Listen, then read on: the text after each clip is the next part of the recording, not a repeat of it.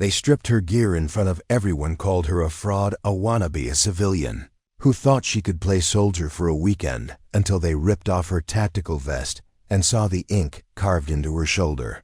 Blade, a Navy SEAL Trident, so detailed, so earned that every Spec Ops veteran in that room went silent, because they knew that symbol isn't bought or borrowed, it's bled for. And when the base commander walked in and recognized the woman they just humiliated, the apologies came fast, but the damage was already done. Want to know how a decorated Navy SEAL ended up being stripped and searched like a common imposter, and why her response changed everything those men thought they knew about respect? Hit subscribe. Tell us where you're watching from in the comments, and let's dive into a story about assumptions that nearly cost a military base their reputation. Before we jump back in, tell us where you're tuning in from, and if this story touches you, make sure you're subscribed, because tomorrow I've saved something extra special for you. The October sun hung low over Camp Meridian, casting long shadows across the sprawling training facility where civilian contractors mixed with active duty personnel in a carefully orchestrated dance of military precision and corporate efficiency. The base sat 40 miles outside Tucson, Arizona, a joint training facility where private security companies tested their personnel alongside military units preparing for overseas deployments. The desert air carried the sharp scent of cordite from the firing ranges and the distant thrum of helicopter rotors conducting insertion drills. While dust devils spiraled across the hardpan between the training buildings, Raven Thorne drove through the main gate in a battered Ford pickup truck that had seen better decades. The paint was sun-bleached to an indeterminate color somewhere between gray and beige, and the passenger side mirror hung at an angle that suggested it had been reattached with duct tape. An optimism, she wore faded cargo pants that had been washed so many times the fabric felt soft as cotton, and a black tank top that revealed arms corded with lean muscle earned through years of training that civilian contractors never experienced. Her dark hair was pulled back in a simple ponytail secured with a rubber band she'd found in her glove compartment, and she carried herself with the quiet confidence of someone who had nothing left to prove to anyone. Private military contractors from Apex Security Solutions had been running training exercises at Camp Meridian for 3 weeks, preparing their personnel for a lucrative contract protecting oil installations in West Africa. Their team leader, Jake Morrison, was the kind of man who wore his authority like cologne, too strong and applied too liberally. He'd spent 8 years in the Army Rangers before transitioning to private sector work where the pay was better and the rules more flexible. His team respected him partly for his experience, but mostly because he had the contract signatures that kept their paychecks coming. Morrison had built his reputation on being thorough, on leaving nothing to chance, and on maintaining standards that he believed separated professionals from pretenders.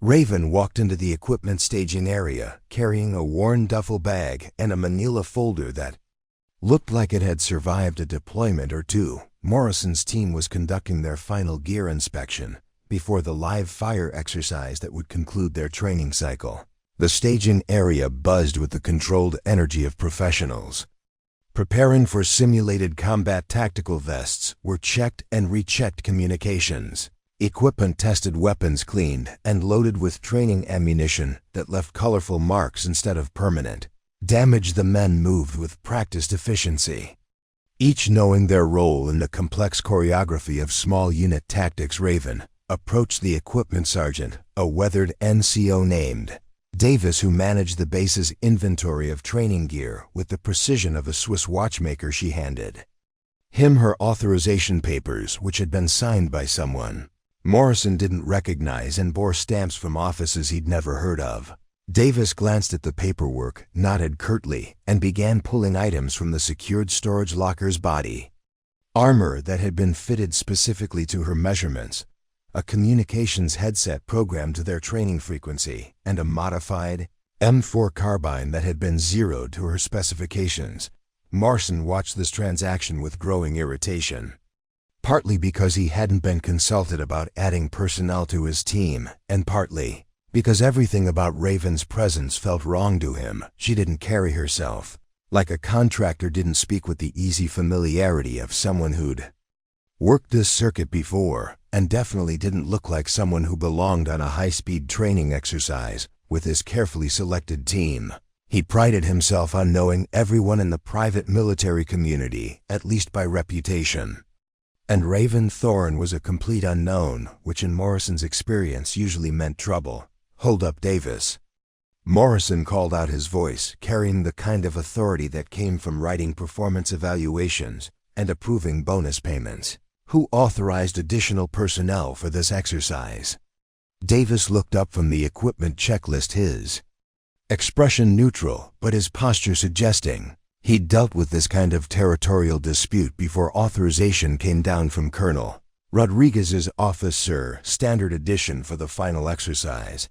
Morrison's jaw tightened because Rodriguez was base commander, and questioning his decisions required more political capital than Morrison possessed, but something about the situation still felt off. Raven stood quietly during this exchange, her hands at her sides, her expression unreadable. She didn't interrupt, didn't defend herself, didn't display the kind of nervous energy that most people showed when their presence was being questioned. Instead, she waited with the patience of someone who had learned to let other people's assumptions play out without interference, which only irritated Morrison further, because in his experience, people who stayed calm under scrutiny were either extremely professional or extremely dangerous, and he couldn't tell which category she fell into. "What's your background, Thorne?" Morrison asked the question, carrying just enough edge to make it clear this wasn't a friendly getting-to-know-you conversation. "Private sector experience, overseas deployments. Who's your previous employer?" Raven met his gaze steadily, and when she spoke, her voice was calm, controlled, and gave away absolutely nothing. "I've been out of the game for a while, taking some time off, but I'm current on all certifications, and Colonel Rodriguez specifically requested my participation in today's exercise." The non-answer hit Morrison like a red flag, because in the private military world, everyone had a story, everyone had references, and everyone could name-drop their way through a conversation about shared deployments, shared contacts, shared experiences. Raven's deliberate vagueness suggested she was either hiding something significant, or she was exactly the kind of unqualified pretender that Morrison had spent his career weeding out of professional operations, and with his team's reputation on the line, he wasn't about to let an unknown quantity compromise their final evaluation. This story starts now. Buckle in, because what happens next will change everything. You think you know about judging people by their appearance. Preparing and narrating this story took us a lot of time. So if you are enjoying it, subscribe to our channel. It means a lot to us. Now back to the story. The desert training complex at Camp Meridian sprawled across 12,000 acres of unforgiving Arizona landscape, where the military had been testing both equipment and human endurance since the Korean War. What started as a simple artillery range had evolved into one of the most sophisticated joint training facilities in the Southwest, complete with urban warfare mock-ups, desert survival courses, and live fire ranges that could simulate everything from Afghan villages to Iraqi checkpoints. The base operated under a unique public-private partnership that allowed civilian contractors to train alongside active-duty personnel, creating an environment where million-dollar government contracts were won and lost based on performance in the dust and heat. The morning air still carried the desert's nighttime chill, but everyone knew that by noon the temperature would climb past 100 degrees, turning the training grounds into a furnace that separated the committed from the casual. The horizon shimmered with heat mirages that made distant mountains dance like ghosts, and the only sounds were the constant hum of air conditioning units working overtime and the rhythmic cadence of drill instructors putting recruits through their paces. On the far side of the complex, where regular Army units conducted their own training cycles, EPEC Security Solutions had paid nearly $500,000 for 3 weeks of intensive training at Camp Meridian because their next contract, protecting oil infrastructure in Nigeria, was worth $28 million over 2 years, and their client had specifically requested proof that Apex personnel could operate at military standards in hostile environments. Morrison's team represented the best of what private military contracting had to offer. Former special operations personnel who had transitioned to the civilian sector where their skills commanded premium wages and their experience opened doors that remained closed to less qualified competitors. The equipment staging area occupied a climate-controlled warehouse that housed enough gear to outfit a small Army body armor in every conceivable configuration. Communications equipment that could coordinate operations across multiple time zones. Weapons ranging from standard infantry rifles to specialized sniper systems that cost more than most people's houses. Everything was organized with military precision because when contractors deployed overseas, there was no margin for error, no second chances, and no backup from regular military units who might question the legal authority of civilian operators working in gray areas of international law. Morrison's team had earned their reputation through 5 years of flawless operations. In some of the world's most dangerous locations, they had protected diplomats in Yemen, extracted corporate executives from rebel-held territory in Myanmar, and provided security for humanitarian missions in places where wearing an American flag patch made you a target rather than a symbol of protection. Every man on his team had been personally vetted by Morrison himself, and most had worked together long enough to communicate with glances and hand signals developed through shared experience. Under fire, the private military contractor world operated on reputation and relationships, built through years of proven performance in environments where mistakes got people killed. Morrison knew every major player in the industry could recite the service records of his competitors and maintained a network of contacts that stretched from Pentagon procurement offices to mercenary bars in places that didn't appear on tourist maps. It was a small community where everyone eventually worked with everyone else and where unknown quantities were viewed with suspicion that bordered on paranoia, because in a business built on trust and competence, strangers represented unacceptable risk. Camp Meridian's training protocols had been designed to simulate the kind of high-stress environments that contractors would face in actual deployments. Live ammunition mixed with role players who spoke foreign languages and created scenarios that tested not just marksmanship and tactics, but decision making under pressure, cultural sensitivity, and the ability to distinguish between legitimate threats and innocent civilians who happened to be in the wrong place at the wrong time. The exercises were filmed from multiple angles, reviewed by military advisors, and graded on standards that many active duty units struggled to meet. The base commander, Colonel Rodriguez, had built Camp Meridian's reputation by maintaining standards that attracted premium clients and ensuring that every training exercise provided value that justified the substantial fees charged for facility access.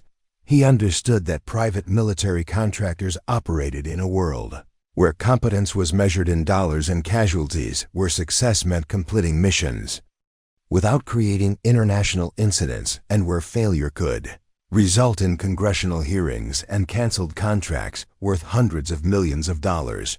Today's final exercise would test everything Morrison's team had learned over 3 weeks of intensive training, a complex scenario involving hostage rescue, urban warfare, and extraction under fire while being evaluated by military observers whose recommendations would influence future contract awards. The stakes were high enough that Morrison had been losing sleep over details and contingencies, because Apex Security Solutions' reputation and future earnings depended on flawless performance in front of clients who had dozens of other contractors competing for their business. Into this world of measured competence and proven performance had walked Raven Thorne, carrying credentials that no one recognized, representing experience that couldn't be verified, and displaying a calm confidence that seemed completely at odds with her unremarkable appearance and Morrison's instincts, honed by years of identifying threats and assessing capabilities, were telling him that something about her presence didn't add up to anything he understood or trusted. Raven moved through the equipment staging area with an economy of motion that spoke of muscle memory developed through years of repetitive training under pressure. She didn't hurry, didn't fumble with unfamiliar gear, didn't ask questions about equipment placement or operational procedures. Instead, she conducted her own quiet inspection of the body, armor checking ballistic plates for proper seating, testing the range of motion in the shoulder joints, and examining the communications equipment with the kind of systematic thoroughness that suggested she'd done this particular dance many times before in places where getting it wrong had consequences more serious than embarrassment. Davis, the equipment sergeant, watched her work with professional interest because in 22 years of military service he'd developed an eye for people who knew their business and people who were pretending to know their business.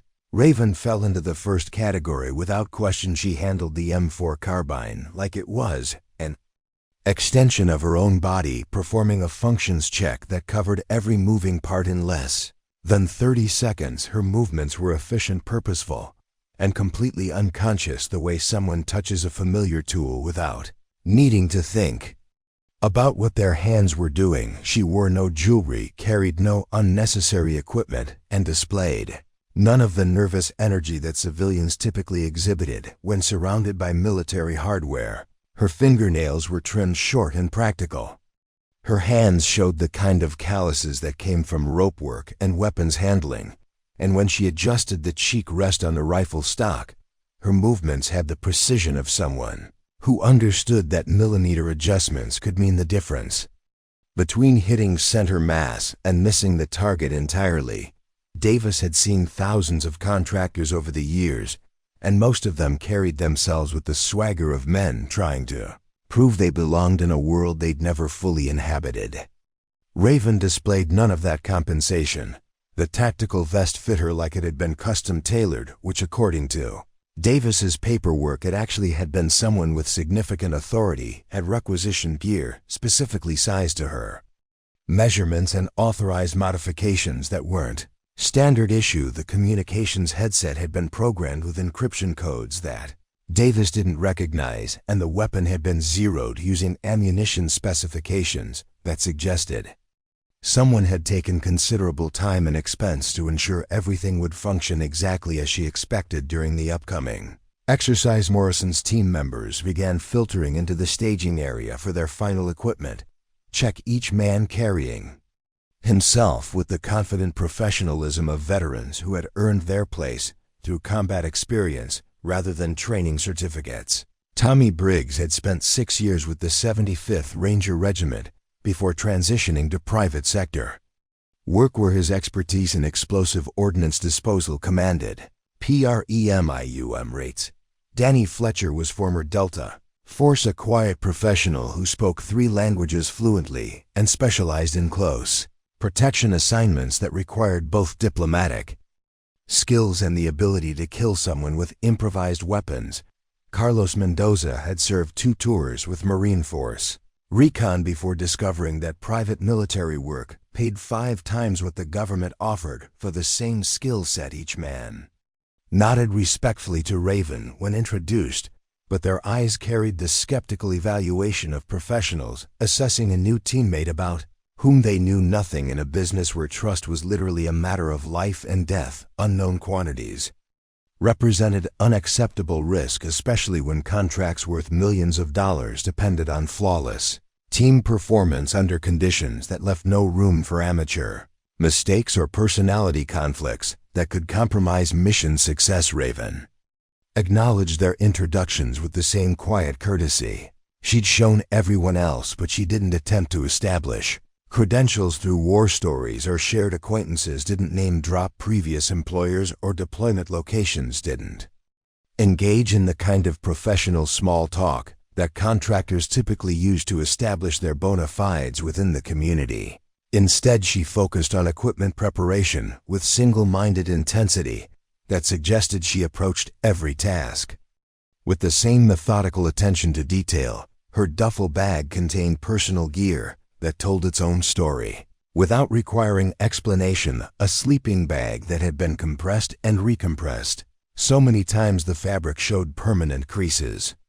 A first aid kit that included medications, not typically carried by civilian contractors, and a knife that had been sharpened, so often the blade profile had changed from its original factory specifications. Everything was clean, functional, and showed the kind of maintenance that spoke of someone who understood that equipment failure in the field could have fatal consequences. When she removed her water bottles for inspection, each one bore faded tape marks where they had been secured to load bearing equipment during previous operations.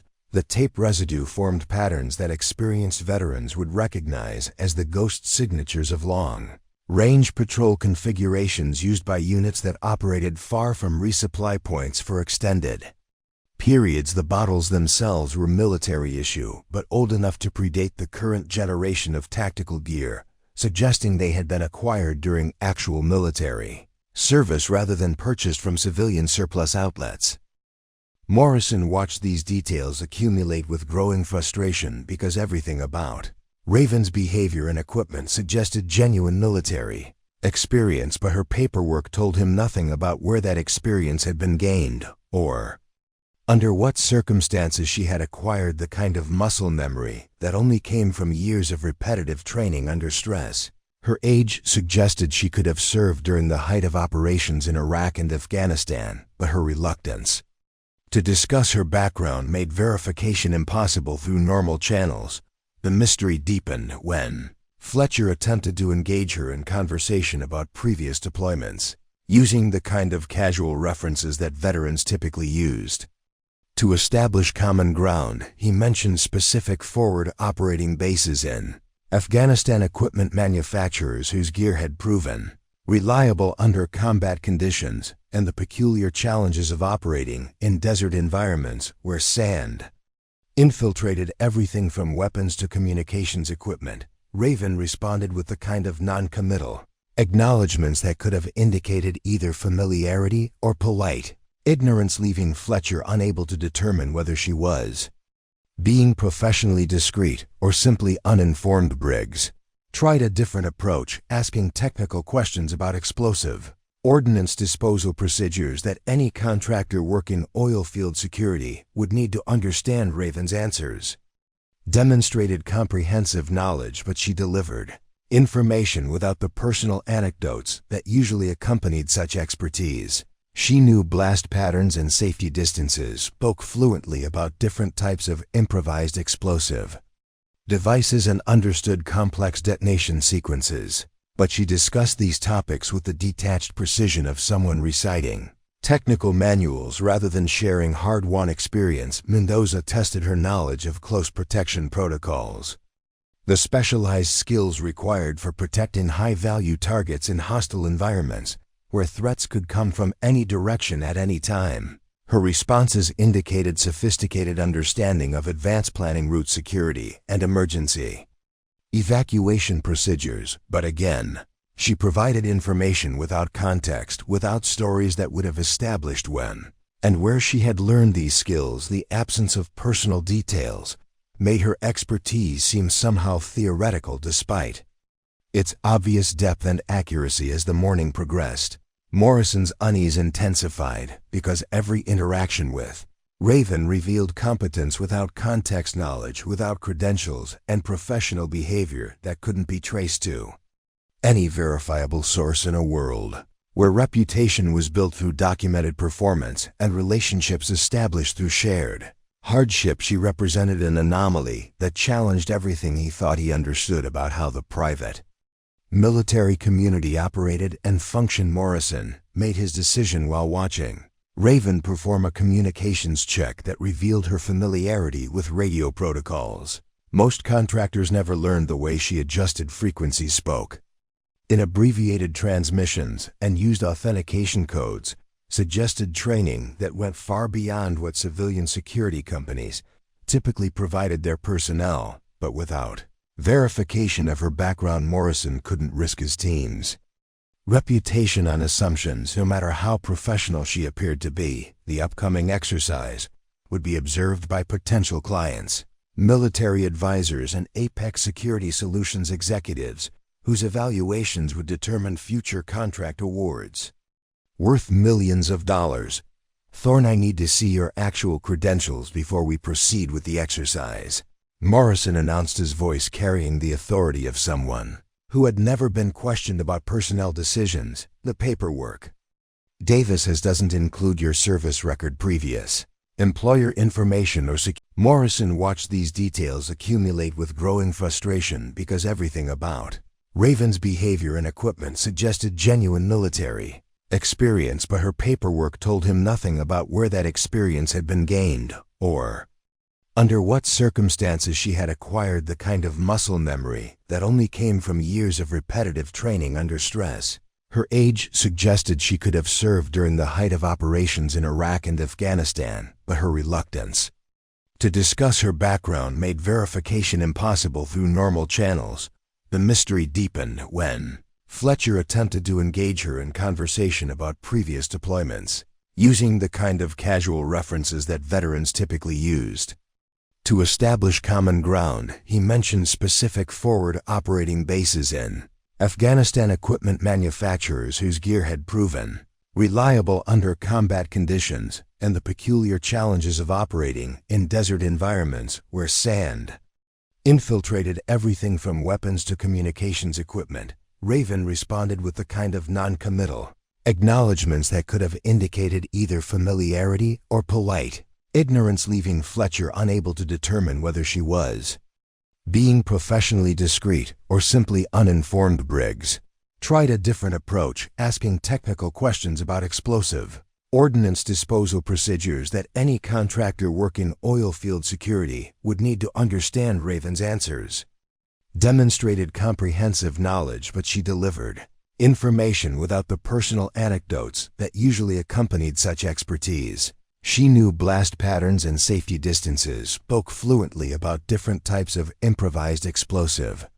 devices, and understood complex detonation sequences. But she discussed these topics with the detached precision of someone reciting technical manuals rather than sharing hard-won experience. Mendoza tested her knowledge of close protection protocols, the specialized skills required for protecting high-value targets in hostile environments where threats could come from any direction at any time. Her responses indicated sophisticated understanding of advanced planning, route security, and emergency evacuation procedures, but again, she provided information without context, without stories that would have established when and where she had learned these skills. The absence of personal details made her expertise seem somehow theoretical despite its obvious depth and accuracy. As the morning progressed, Morrison's unease intensified because every interaction with Raven revealed competence without context, knowledge without credentials, and professional behavior that couldn't be traced to any verifiable source. In a world where reputation was built through documented performance and relationships established through shared hardship, she represented an anomaly that challenged everything he thought he understood about how the private military community operated and functioned. Morrison made his decision while watching Raven perform a communications check that revealed her familiarity with radio protocols. Most contractors never learned the way she adjusted frequencies, spoke in abbreviated transmissions, and used authentication codes, suggested training that went far beyond what civilian security companies typically provided their personnel. But without verification of her background, Morrison couldn't risk his team's reputation on assumptions. No matter how professional she appeared to be, the upcoming exercise would be observed by potential clients, military advisors, and Apex Security Solutions executives whose evaluations would determine future contract awards. Worth millions of dollars. Thorne, I need to see your actual credentials before we proceed with the exercise. Morrison announced, his voice carrying the authority of someone who had never been questioned about personnel decisions, the paperwork. Davis doesn't include your service record, previous employer information, or security clearances. He stepped closer to where she was checking her equipment, his posture suggesting this wasn't a request but a directive that required immediate Compliance company policy requires full background verification for all personnel participating in live fire exercises, especially when client representatives will be evaluating our performance. Raven looked up from her rifle, maintenance her expression. Remaining neutral, but something in her eyes suggested she had been expecting this confrontation. Colonel Rodriguez authorized my participation through official channels, she replied evenly. If you have concerns about the authorization, you should discuss them with the base commander rather than delaying the exercise schedule. Her response was professional, courteous, and completely unhelpful, because it deflected Morrison's questions without providing any of the information he needed to make an informed decision about her qualifications. Rodriguez isn't responsible for Apex Security Solutions personnel decisions. Morrison shot back, his frustration beginning to show in his voice. I am, and I don't put unvetted personnel on my teams. Regardless of what paperwork they carry, he gestured toward the other team members, who had stopped their own preparations to watch the confrontation unfold. Every man here has proven himself under fire as references. I can verify and has worked with me long enough that I know exactly what to expect from him. Under pressure, you're asking me to try. Briggs stepped forward, sensing that the conversation was approaching a point where professional disagreement might escalate into something more serious. Maybe we could contact Rodriguez's office for clarification. He suggested, his tone diplomatic, but his posture suggesting he was prepared to intervene if necessary.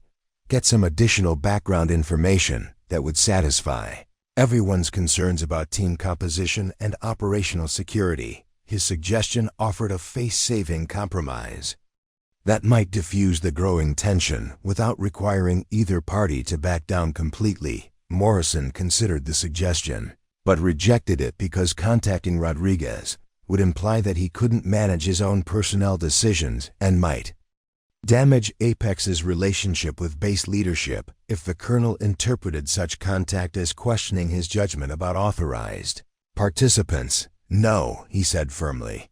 This is my team, my responsibility, and my decision. He turned back to Raven, his expression hardening.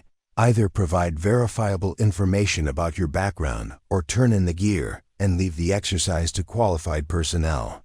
Raven set down her cleaning equipment and stood slowly, her movements controlled and deliberate. She faced Morrison directly, her posture suggesting she was prepared for whatever came next. I'm not leaving, she said simply, and I'm not providing information that compromises operational security just to satisfy your curiosity about my qualifications.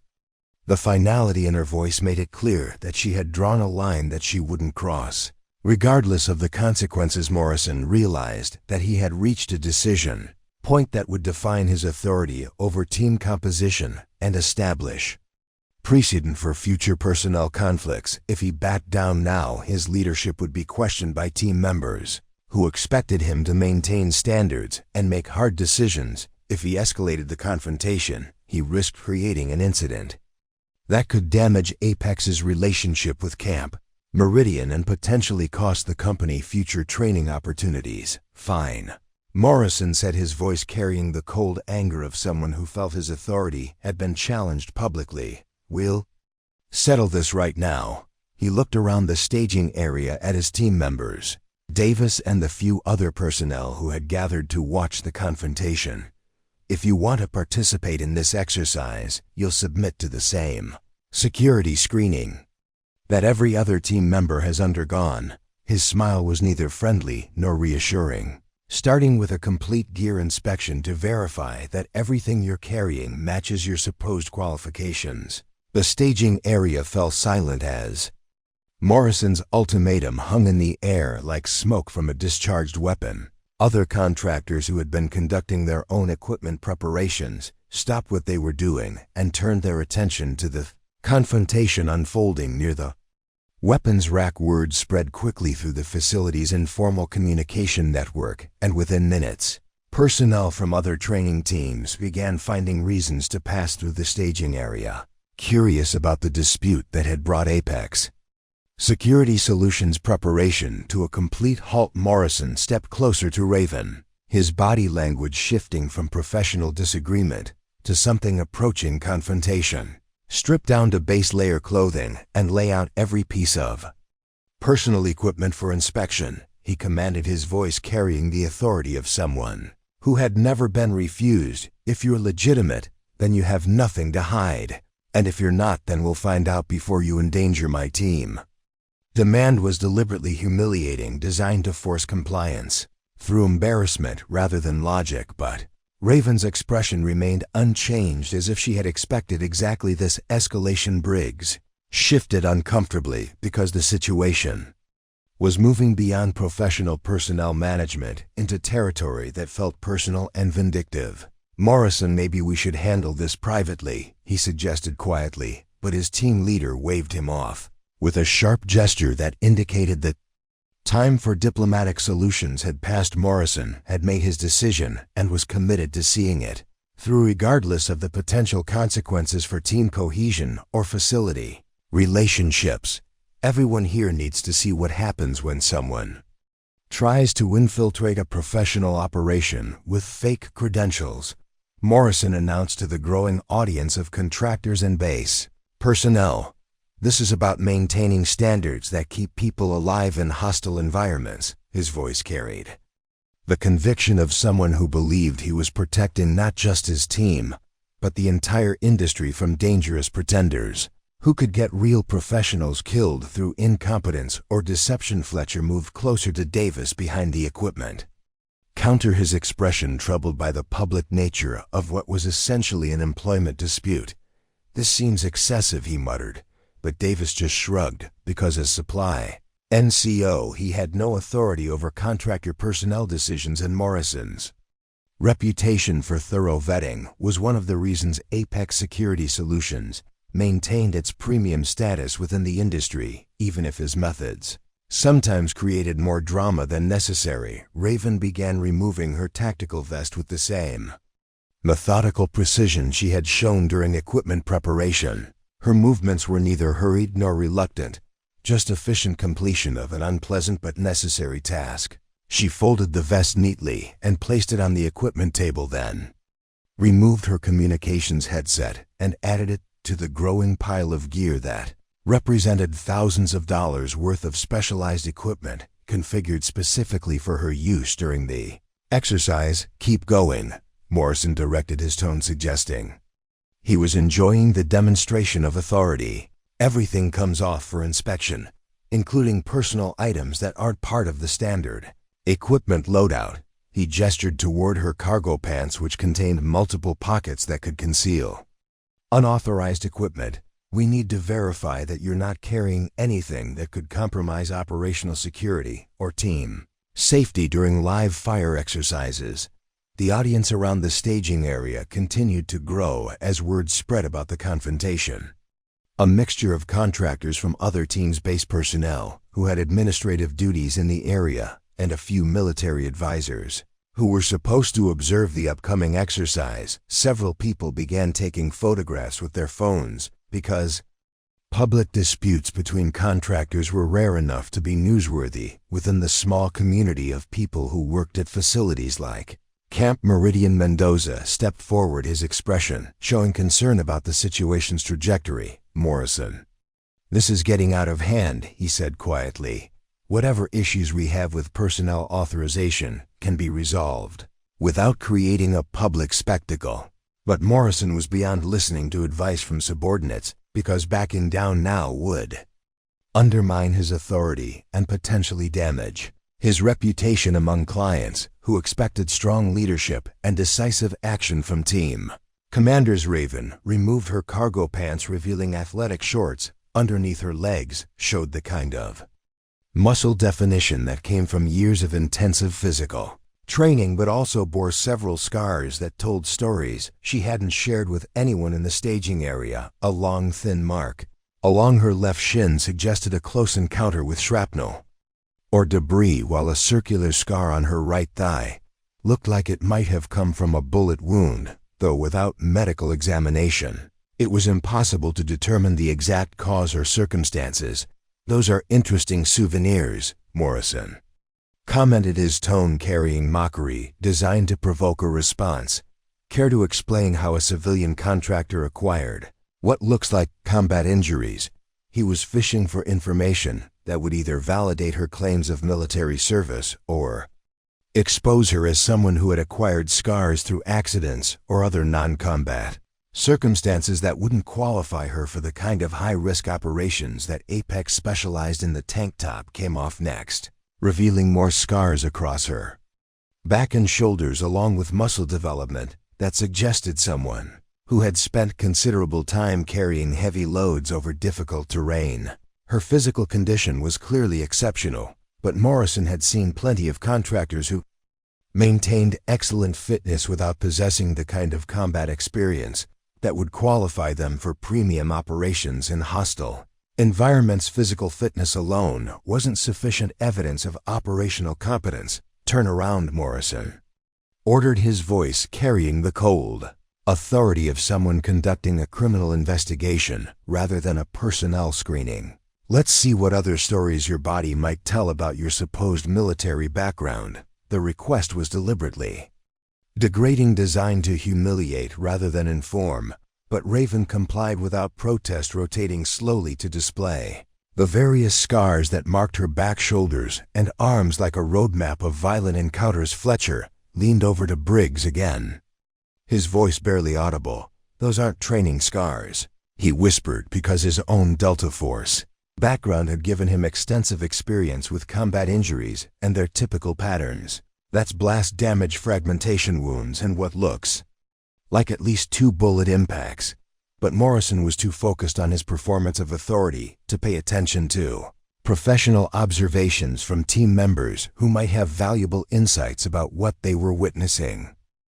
The inspection continued, with Morrison demanding explanations for each piece of personal equipment in Raven's possession. Her knife was examined and dismissed as standard civilian gear despite its obviously professional modifications. Her first aid supplies were criticized as inadequate despite containing medications that weren't available to ordinary contractors, and her personal electronics were questioned despite bearing no obvious signs of non-standard configuration or capability. Satisfied yet, Raven asked when Morrison had finished his examination, her voice remaining calm despite the degrading nature of the inspection process. "Or do you have additional theories about my qualifications that require further verification?"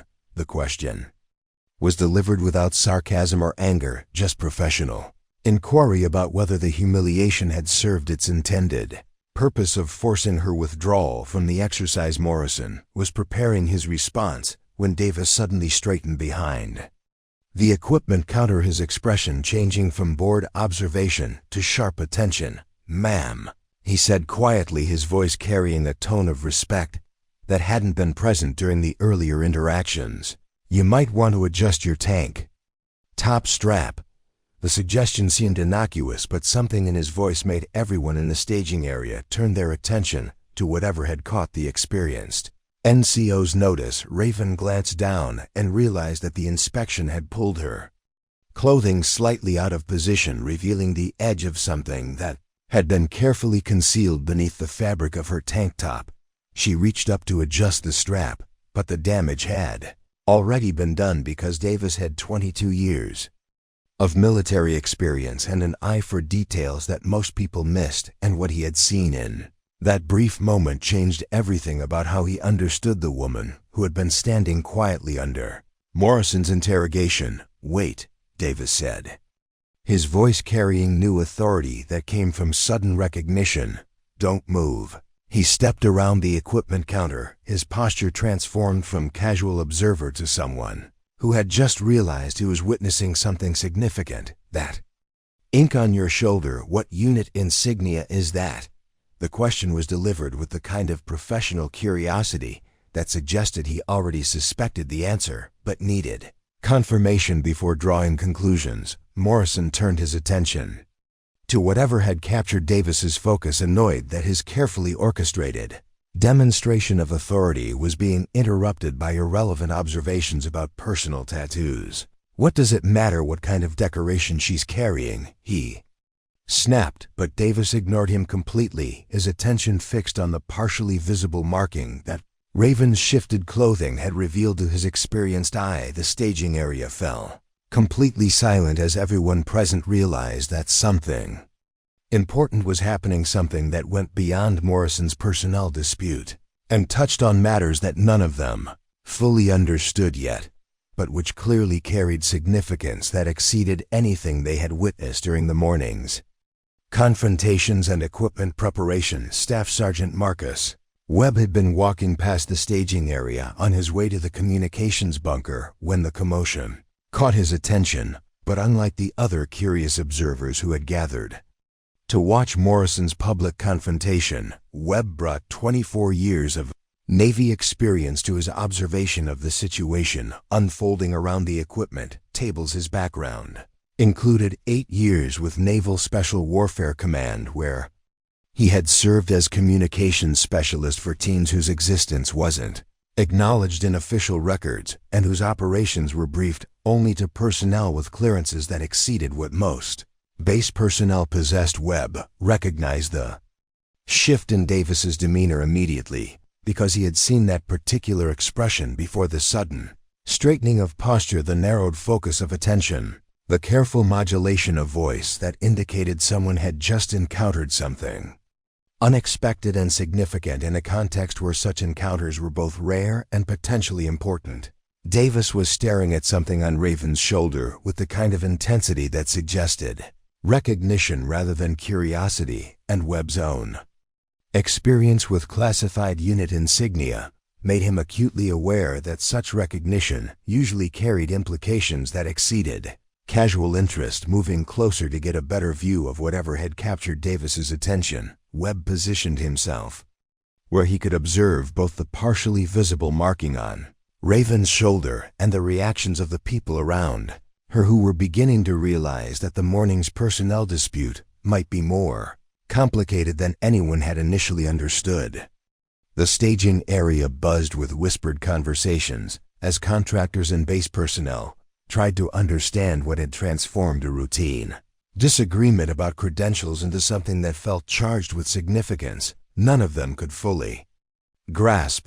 "That's not possible," Fletcher muttered to Briggs, his Delta Force background giving him enough familiarity with special operations insignia to recognize that whatever Davis had spotted wasn't standard military decoration. That symbol was restricted to personnel who operated under classifications that most people never even heard about.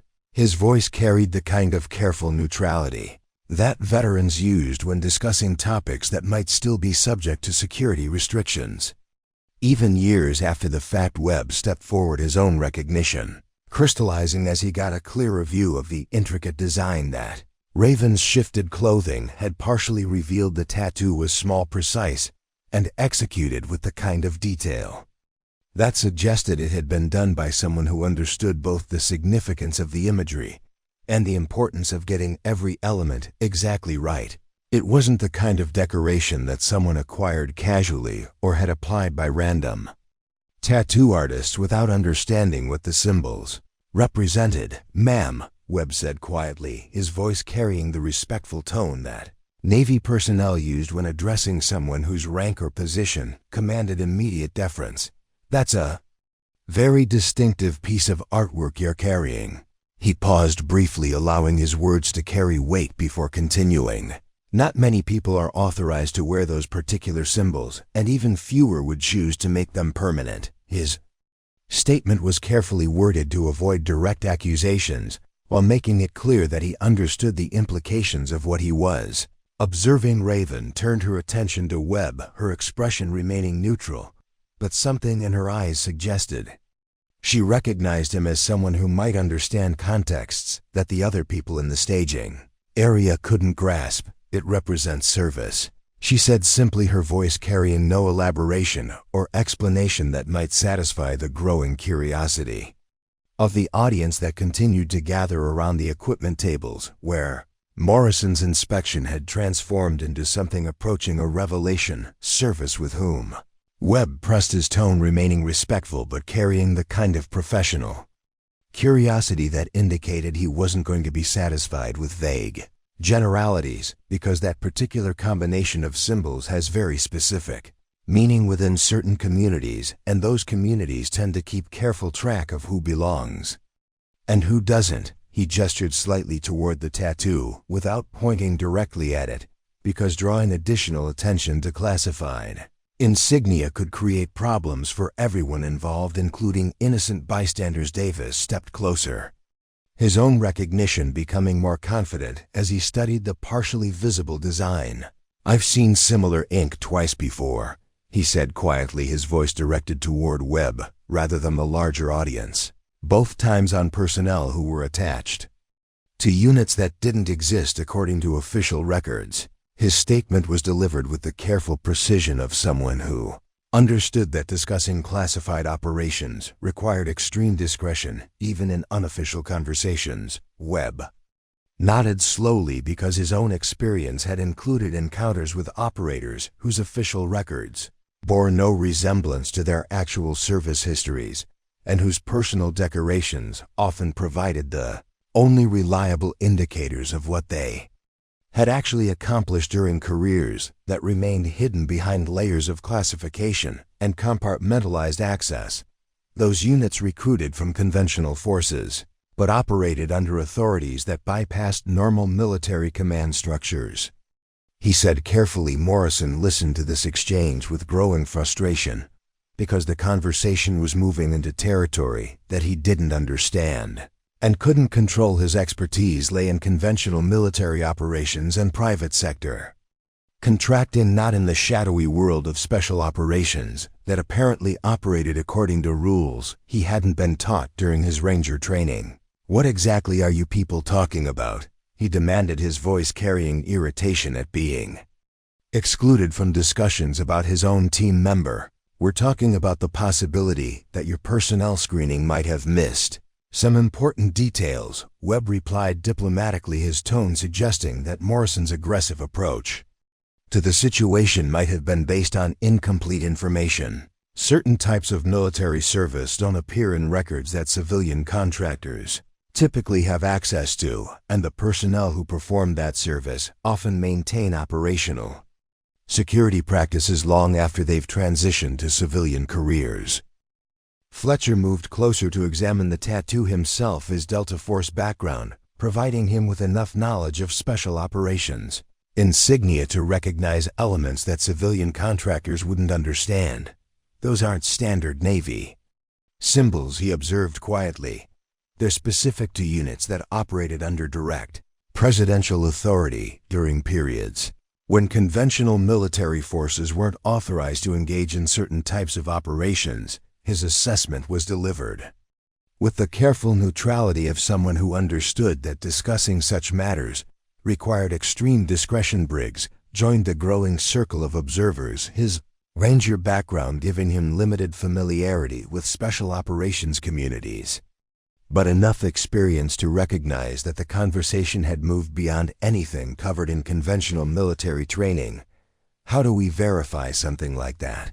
he asked, because his expertise lay in explosive ordnance disposal rather than personnel identification, and the discussion was moving into areas where his knowledge provided no useful guidance. "You don't," Webb said simply, his tone carrying finality that suggested the question itself demonstrated fundamental misunderstanding of how classified operations functioned. Personnel who served in those units maintained cover identities that were designed to withstand scrutiny from foreign intelligence services, which means they're certainly sufficient to fool civilian background checks conducted by private security companies.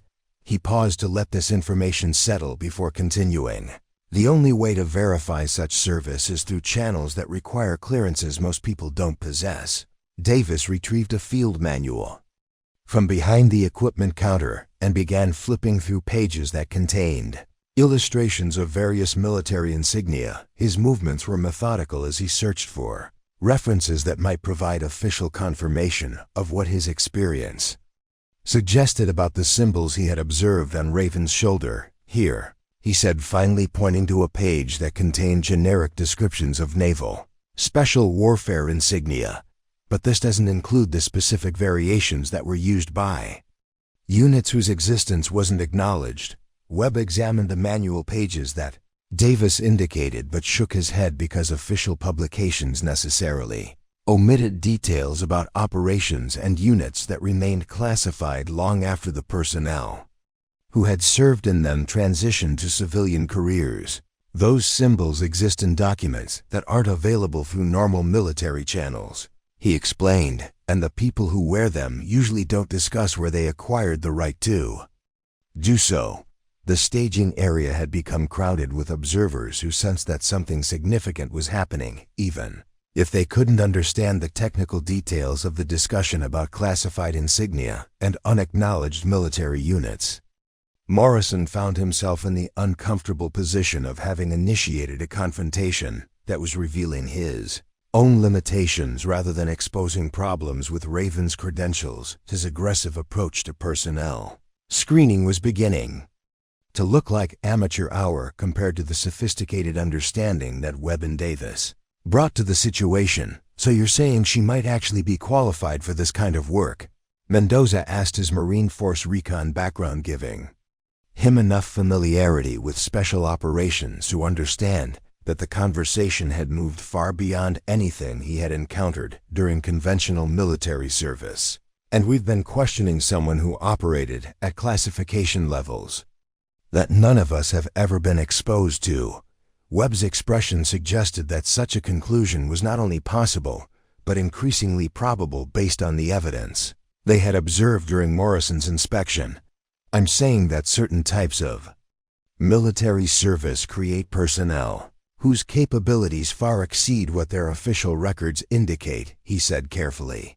"And those personnel often choose to remain anonymous rather than trading on their backgrounds for commercial advantage." His assessment carried implications that made Morrison's aggressive confrontation look both unnecessary and potentially embarrassing for everyone involved. The moment arrived when Raven realized that further concealment was pointless because too many people with the right kind of experience had gathered around the staging area, and their collective expertise was rapidly assembling pieces of a puzzle that she had spent years keeping carefully hidden. She reached up and deliberately pulled the tank top strap further aside, revealing the complete tattoo that had been partially visible moments before the movement was controlled, purposeful, and carried the weight of someone making a conscious decision to end a charade that had served its purpose. What emerged from beneath the fabric was a work of art that spoke to anyone familiar with naval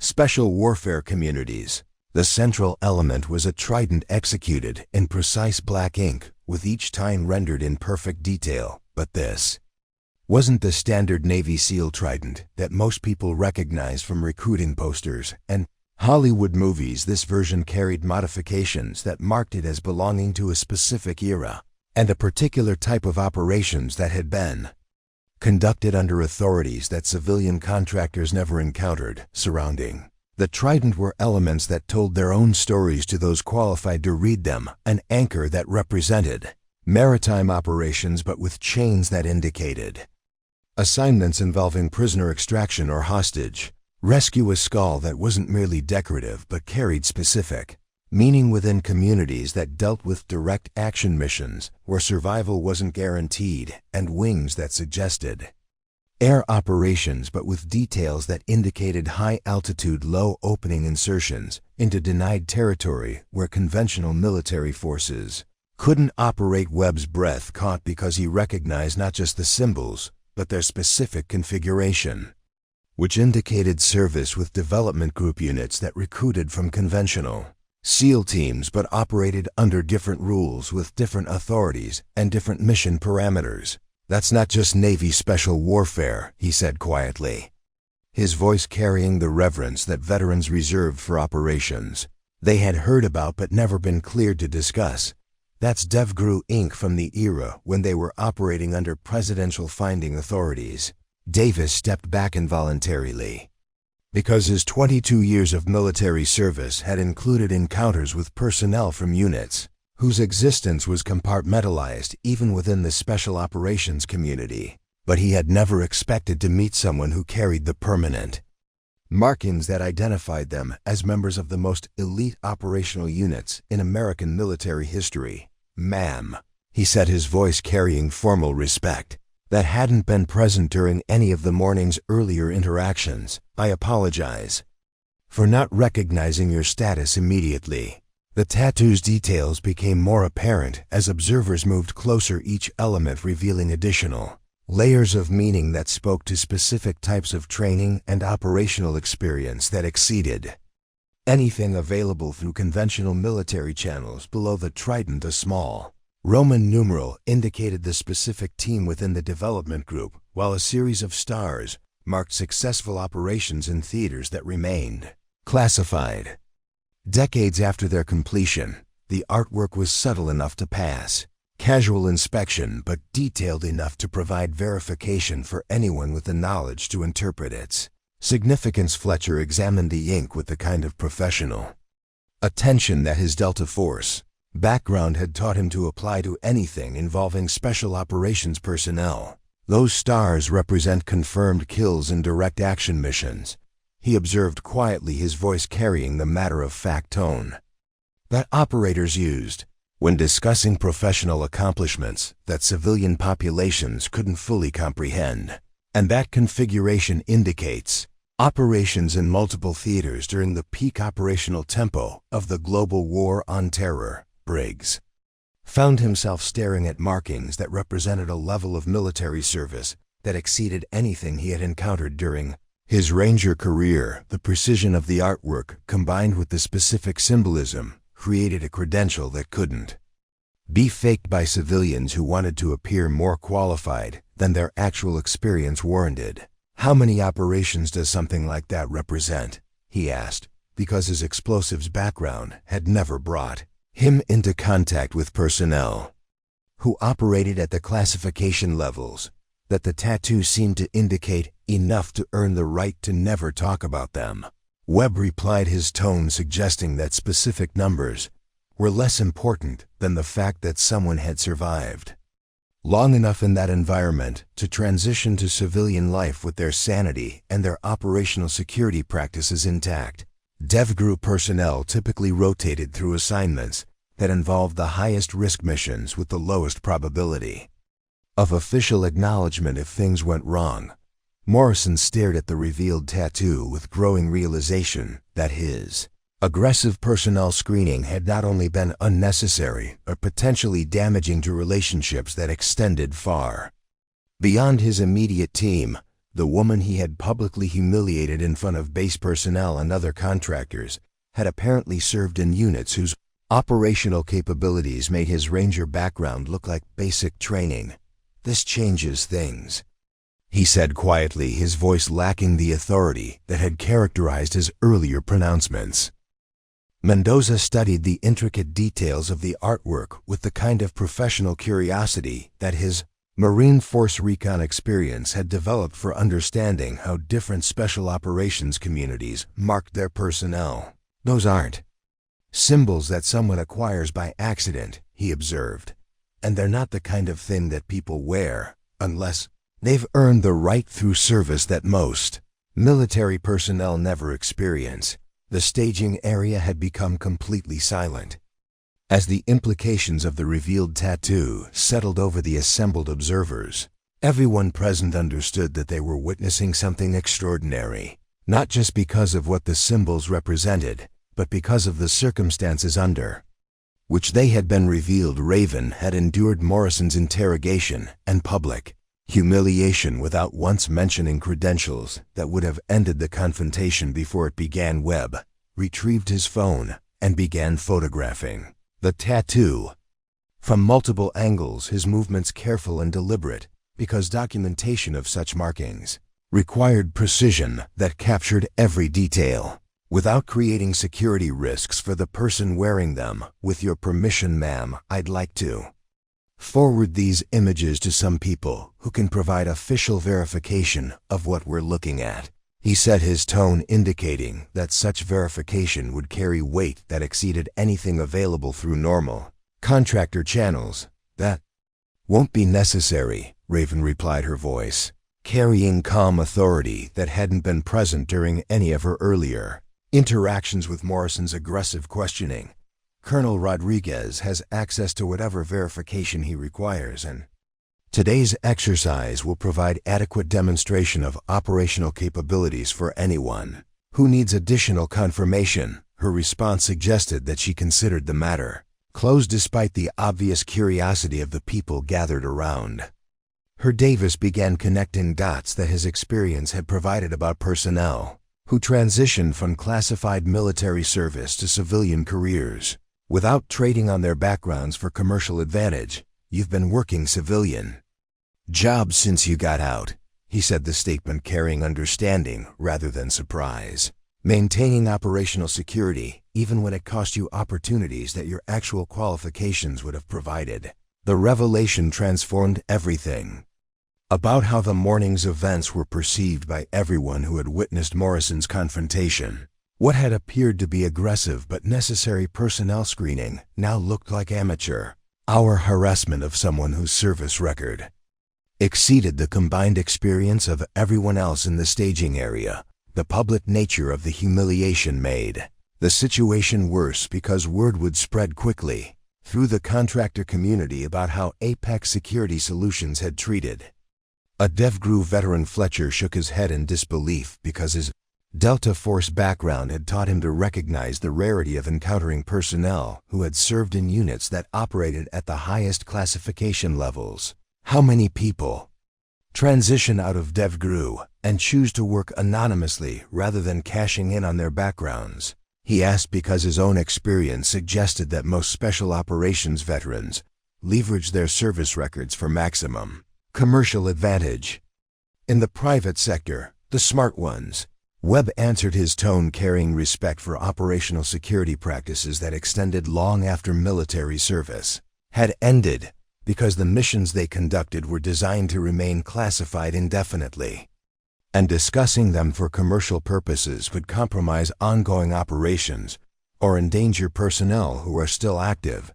His explanation provided context for Raven's refusal to discuss her background despite the professional advantages that such discussion might have provided. The evidence was now overwhelming and undeniable. Raven carried permanent markings that identified her as a member of the most elite special operations community in American military history, and those markings were accompanied by scars that told their own stories about operations conducted in environments where survival required capabilities that exceeded anything taught in conventional military training.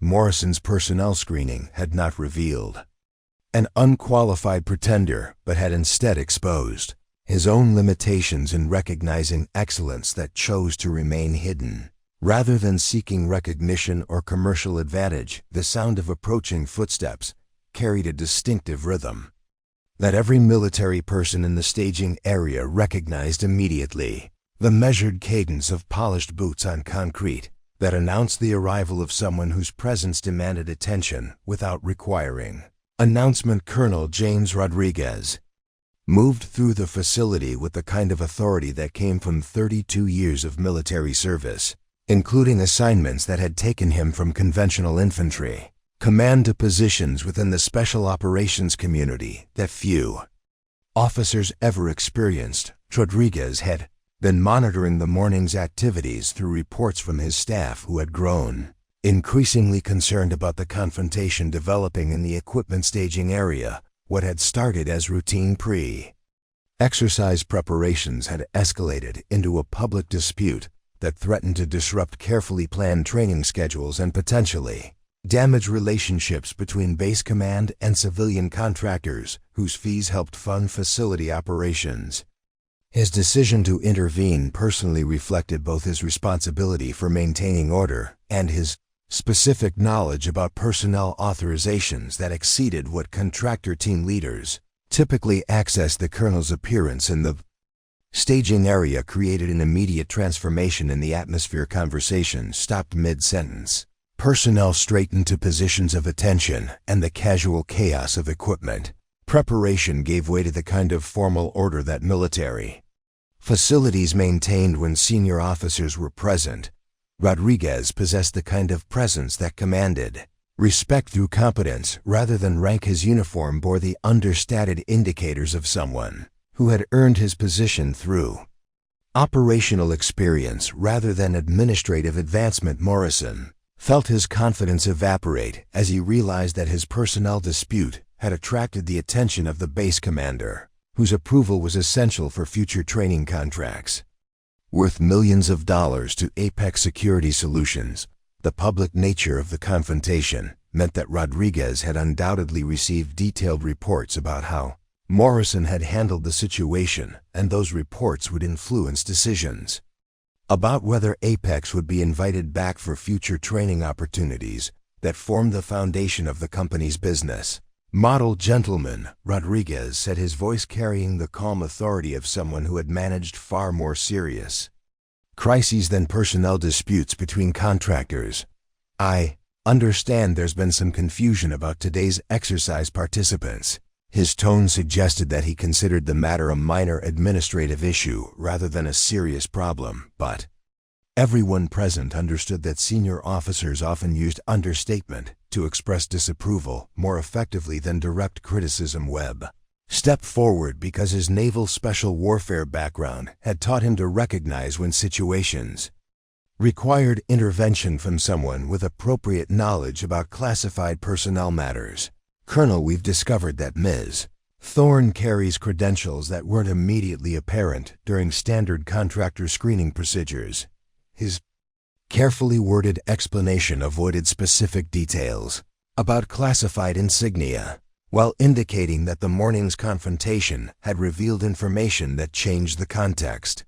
Significantly, Rodriguez nodded slowly, his expression suggesting that Webb's observation aligned with information that the colonel already possessed through channels that weren't available to civilian contractors. Ms. Thorne's authorization for today's exercise came through special channels that required verification at levels above standard base operations. He explained, his tone indicating that such authorizations were unusual, but not unprecedented for facilities that hosted joint training exercises involving multiple agencies. Morrison realized that he was standing in the middle of a situation that had moved far beyond his understanding or control. The casual authority with which Rodriguez discussed special channels and elevated verification procedures suggested that Raven's presence at Camp Meridian involved considerations that extended beyond routine contractor training and into areas where Morrison's expertise provided no useful guidance. His aggressive approach to personnel screening suddenly seemed not just unnecessary, but potentially damaging to relationships he couldn't afford to compromise. Sir, Morrison began, his voice lacking the confidence that had characterized his earlier pronouncements. I was concerned about team safety and operational security when Miss Thorne couldn't provide standard verification of her background. His explanation sounded defensive even to himself because the revealed evidence of Raven's actual qualifications made his concerns appear amateurish rather than professionally prudent. Rodriguez studied Morrison with the kind of attention that senior officers reserve for subordinates who had created problems requiring command intervention. Mr. Morrison, your concerns about team safety are noted and appreciated, he said, his tone carrying diplomatic politeness that barely concealed disapproval. However, your approach to addressing those concerns has created a situation that requires clarification about how this facility handles personnel with specialized backgrounds. Colonel turned his attention to Raven, who had remained silent throughout the escalating discussions about her credentials and qualifications. Miss Thorne, I apologize for the inconvenience you've experienced this morning, he said, his voice carrying formal respect that indicated he understood exactly who he was addressing. Your authorization for today's exercise was processed through appropriate channels, and your participation has been specifically requested by parties whose authority exceeds normal base operations. Davis stepped forward because his supply NCO position had given him responsibility for equipment accountability that might be affected by changes in exercise participation. Colonel, should we proceed with standard equipment issue, or are there special requirements for Ms. Thorne's participation? His question was carefully neutral, but his tone suggested that he understood the situation had moved beyond routine. contractor support into territory that required different procedures. Proceed with standard equipment issue, Rodriguez replied. Ms. Thorne's requirements were specified in her authorization documentation, and all necessary preparations have been completed. His response indicated that whatever special considerations applied to Raven's participation had been addressed through channels that bypassed normal contractor coordination procedures. Fletcher exchanged glances with Briggs because their special operations backgrounds had given them enough experience with classified personnel matters to recognize that the colonel's careful language suggested involvement by agencies or units whose operations weren't discussed in normal military channels. The specific phrasing about parties whose authority exceeded base operations indicated that Raven's presence involved considerations that extended far beyond routine training exercises. Rodriguez addressed the assembled personnel with the kind of authority that ended discussions rather than encouraging further questions. Today's exercise will proceed as scheduled with all authorized participants. He announced any concerns about personnel qualifications or operational security should be directed through proper channels rather than being resolved through improvised screening procedures. His statement was diplomatically worded, but clearly indicated that Morrison's approach had been inappropriate. Mendoza found himself reassessing everything he thought he understood about the morning's events because the colonel's intervention had transformed what appeared to be a routine personnel dispute into something that involved authorities and considerations that exceeded anything in his Marine Force recon experience. The careful language and formal protocol suggested that Raven's participation in today's exercise carried significance that none of the contractors had initially recognized.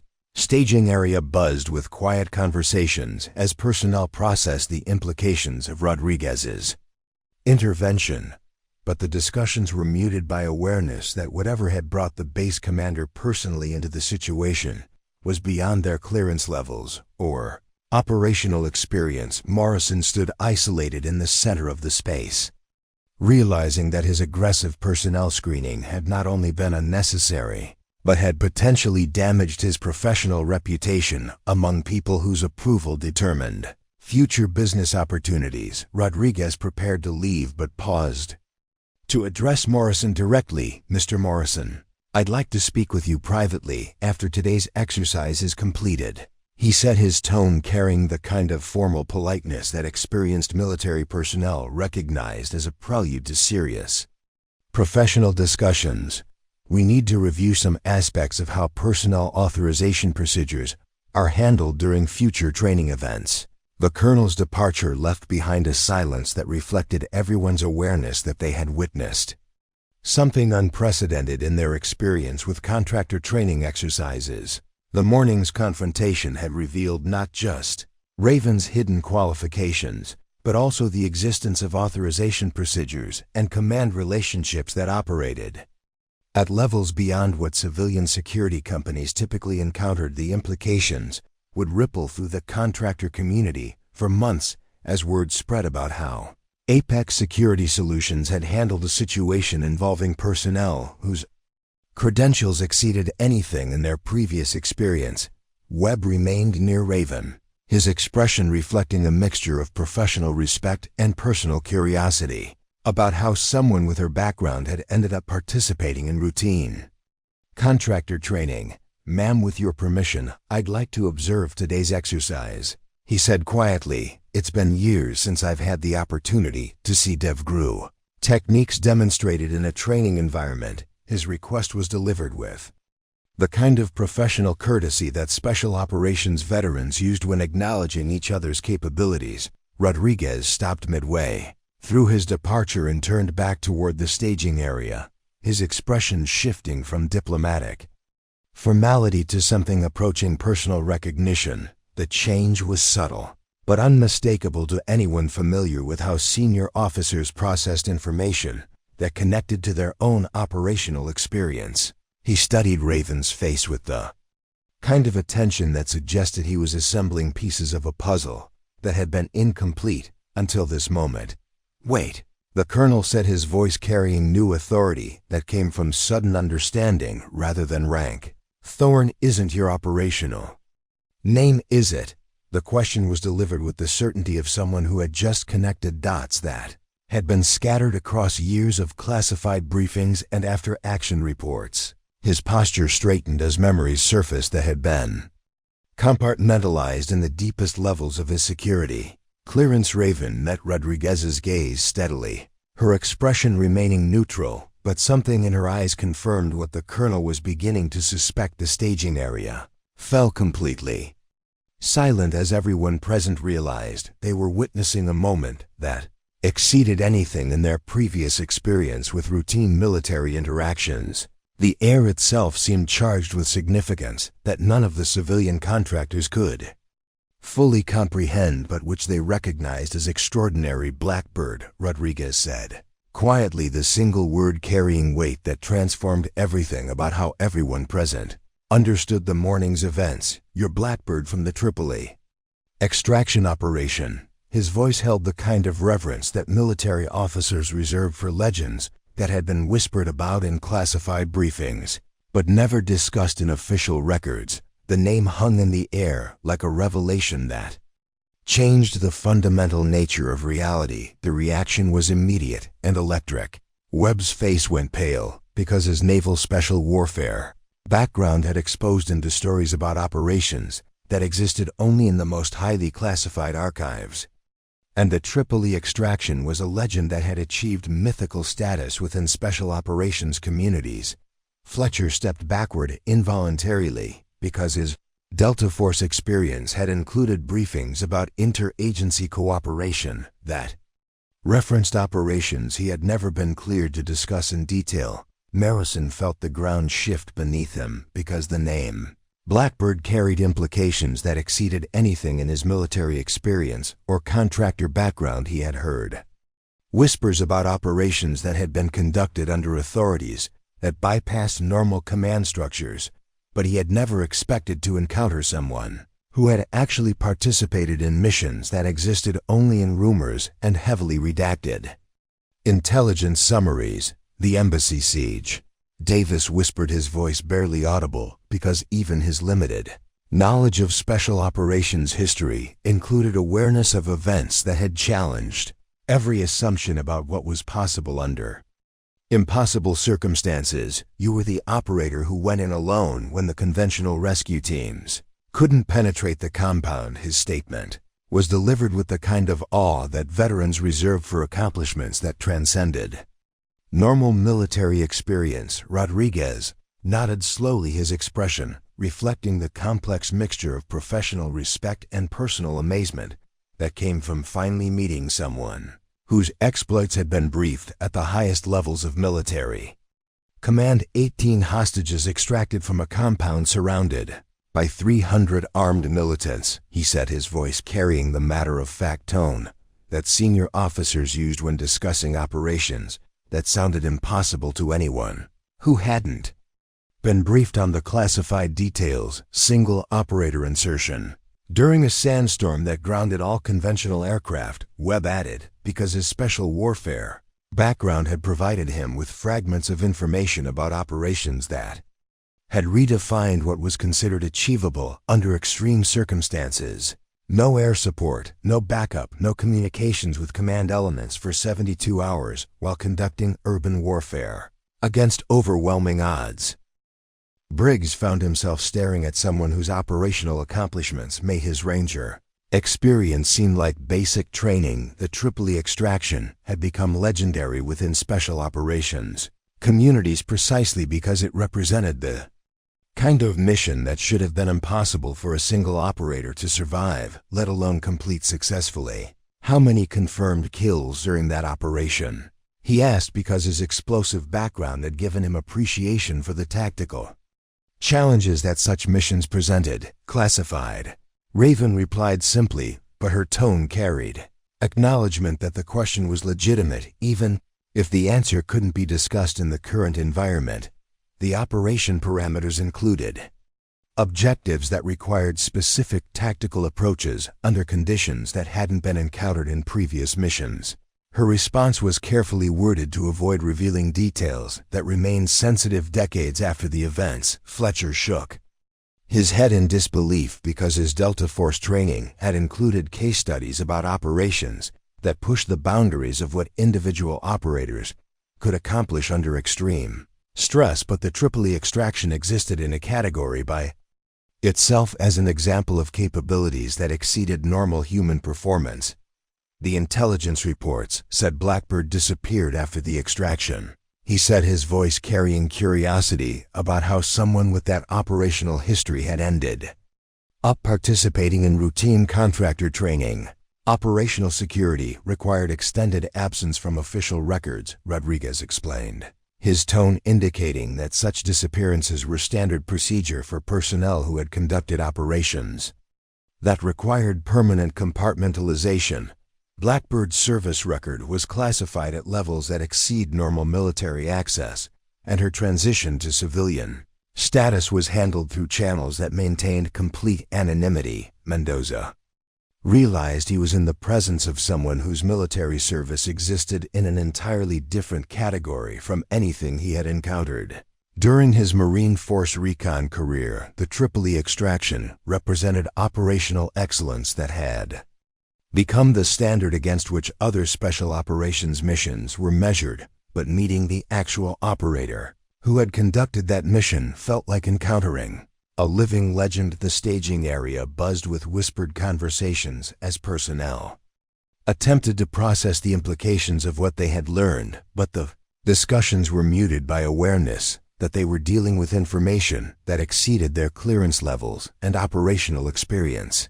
Morrison stood isolated in the center of the space, understanding that his aggressive personnel screening had targeted someone whose operational accomplishments dwarfed anything in his professional background.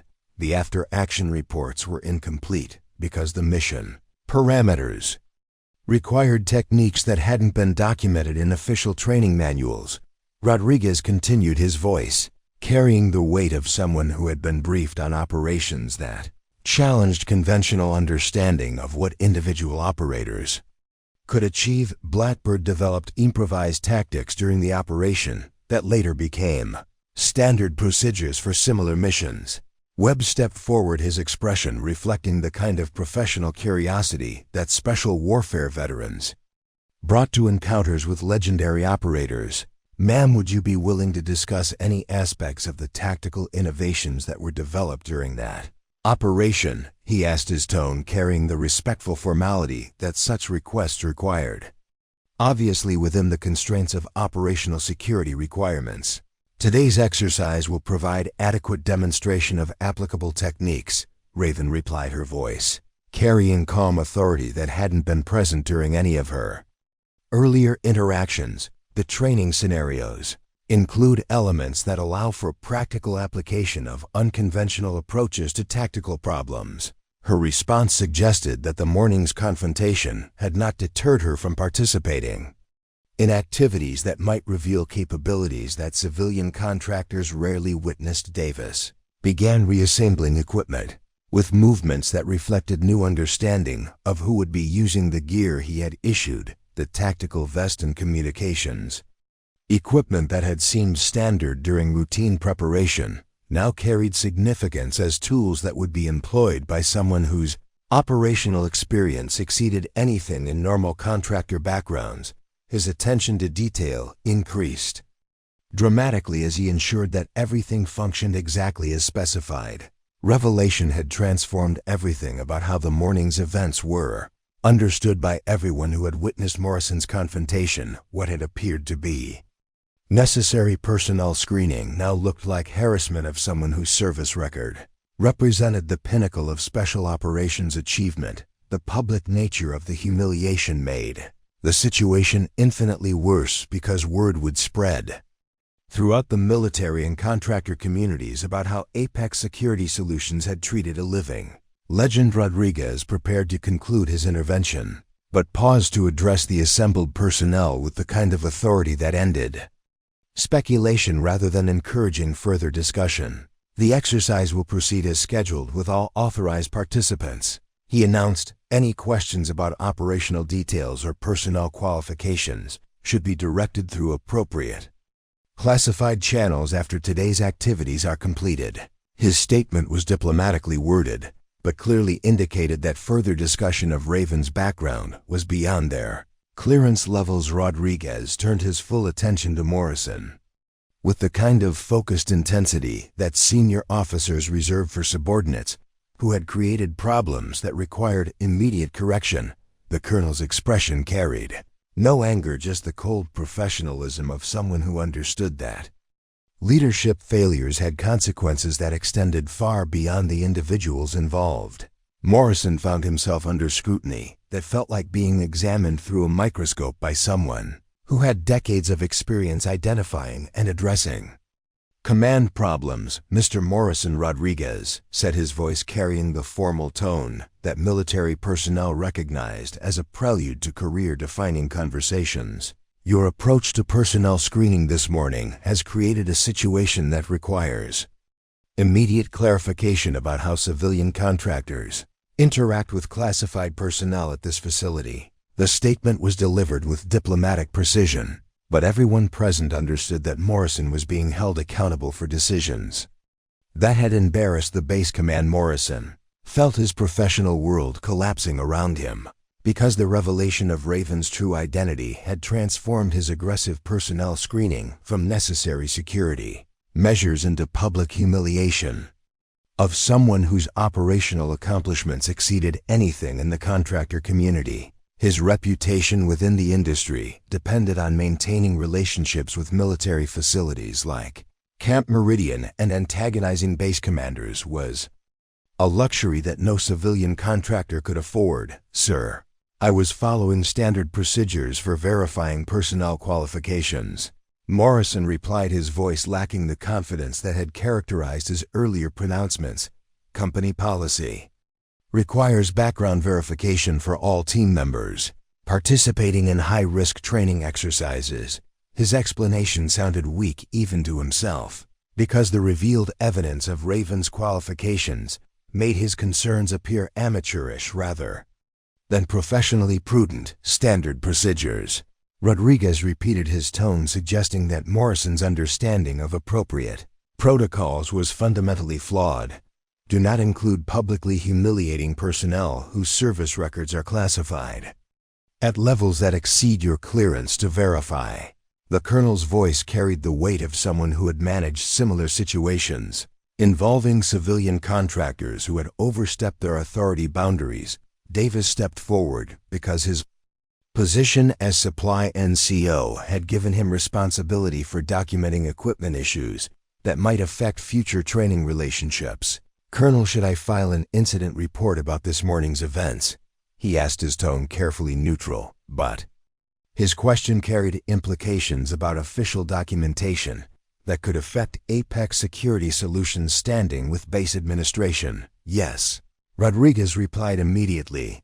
Document everything, including the unauthorized inspection of classified personnel and the public nature of the confrontation. His instruction ensured that Morrison's handling of the situation would become part of official records that could influence future contract decisions, include recommendations about how such situations should be handled differently in future training events. Webb moved closer to Morrison, his naval special warfare background giving him understanding of how seriously the military community took breaches of protocol involving special operations personnel. You realize that what you did this morning will be discussed in every contractor briefing room from here to Virginia Beach, he said quietly, his voice carrying warning rather than threat. Humiliating a Devigru veteran publicly isn't the kind of mistake that gets forgotten or forgiven in this business. Fletcher exchanged glances with Briggs because their special operations backgrounds had taught them to recognize when situations had moved beyond simple personnel disputes into territory that could affect entire careers. Morrison's aggressive approach had not only been unnecessary but had demonstrated ignorance about how classified military communities functioned, and that ignorance would be remembered by people whose opinions influenced contract awards worth millions of dollars. Morrison realized that his attempt to maintain team standards had instead revealed his own limitations in recognizing excellence that chose to remain hidden. The morning's confrontation would be remembered, not as an example of thorough leadership, but as a case study in how civilian contractors could damage their own reputations through aggressive ignorance about military protocols. He had transformed what should have been routine pre-exercise preparations into a public demonstration of his inadequacy. Contractor community is smaller than you might think. Rodriguez continued, his tone carrying the matter-of-fact delivery of someone explaining consequences that were already in motion. People talk especially about incidents involving personnel whose backgrounds most contractors never encounter. His statement was diplomatically worded, but clearly indicated that Morrison's reputation would be affected by word-of-mouth discussions that he couldn't control or influence. Briggs stepped away from Morrison because association with someone who had publicly humiliated a legendary operator carried professional risks that exceeded any loyalty to team leadership. His Ranger background had taught him to recognize when commanders made decisions that endangered their subordinates' careers, and continuing to support Morrison could affect his own standing within the contractor community. Mendoza found himself reassessing everything he thought he understood about professional judgment, because Morrison's approach to the situation had revealed fundamental flaws in leadership that went beyond simple personnel screening. The public nature of the confrontation had been unnecessary, and the aggressive tone had been inappropriate for dealing with any military veteran, regardless of their classification level. Your team members appear to understand the gravity of the situation better than you do. Rodriguez observed, his voice carrying the dry tone that senior officers used when pointing out obvious facts that subordinates had missed. They're already distancing themselves from decisions that could affect their own professional reputations. His assessment was delivered without malice, but with the clinical precision of someone who had observed similar leadership failures throughout his career. Morrison watched his team members step away from him, both literally and figuratively, as they recognized that supporting his decisions could damage their own standing within the contractor community. The isolation was immediate and complete because professional survival in the private military sector required maintaining relationships that Morrison had jeopardized through his aggressive approach to personnel screening. Mr. Morrison, you will remain available for the debriefing session that will follow today's exercise. Rodriguez directed, his tone carrying the authority of someone issuing orders rather than making requests. We need to discuss how Apex Security Solutions handles classified personnel in future training events and what changes are required to prevent similar incidents. His statement was diplomatically worded, but everyone understood that Morrison's future with the company was being questioned. Davis began preparing incident documentation that would become part of official records affecting Apex's standing with base administration. His movements were methodical as he gathered information about the morning's events that would influence decisions about future training contracts worth millions of dollars to civilian security companies. Morrison's aggressive approach had created problems that extended far beyond personal embarrassment into areas that could affect business relationships. Staging area buzzed with quiet conversations as personnel processed the implications of what they had witnessed, but the discussions were muted by awareness that they were dealing with a situation that had moved beyond routine contractor training into territory involving classified operations and legendary personnel. Morrison stood isolated in the center of the space, understanding that his professional world had fundamentally changed. Webb approached Raven with the kind of respectful formality that special operations veterans used when acknowledging legendary accomplishments. Ma'am, on behalf of the Naval Special Warfare community, I apologize for this morning's treatment. He said, his voice carrying genuine regret about how a DevGru veteran had been handled by civilian contractors. Your service deserves better recognition than what you experienced here today. Fletcher joined Webb in offering formal apologies because his Delta Force background had taught him to recognize when Special operations personnel had been treated inappropriately. The contractor community should know better than to question credentials. They're not qualified to verify, he said, his tone carrying professional respect that hadn't been present during the morning's earlier interactions. Rodriguez prepared to conclude his intervention with instructions that would prevent similar incidents in future training events. All contractor personnel will receive briefings about appropriate protocols for interacting with classified military veterans, he announced. Ignorance about proper procedures is no longer an acceptable excuse for the kind of behavior we witnessed this morning. His statement carried the weight of policy changes that would affect every civilian contractor who trained at Camp Meridian. Morrison found himself facing consequences that extended far beyond the immediate embarrassment of being corrected by base command. His aggressive approach to personnel screening had damaged relationships that were essential for his company's continued success in an industry where reputation determined everything from contract awards to team member loyalty. The morning's events would follow him throughout his career in the private military sector. The revelation had transformed everything about how the situation was understood by everyone who had witnessed the confrontation. What had appeared to be necessary leadership had been revealed as ignorant harassment of someone whose service record represented the pinnacle of special operations achievement, and that understanding would influence every future interaction Morrison had within the contractor community. Raven gathered her equipment with the same methodical precision she had displayed throughout the morning's confrontation. Her movements carried no anger, no vindication, just the quiet professionalism of someone who had endured worse humiliations in far more dangerous circumstances and had learned to channel such experiences into lessons rather than resentment.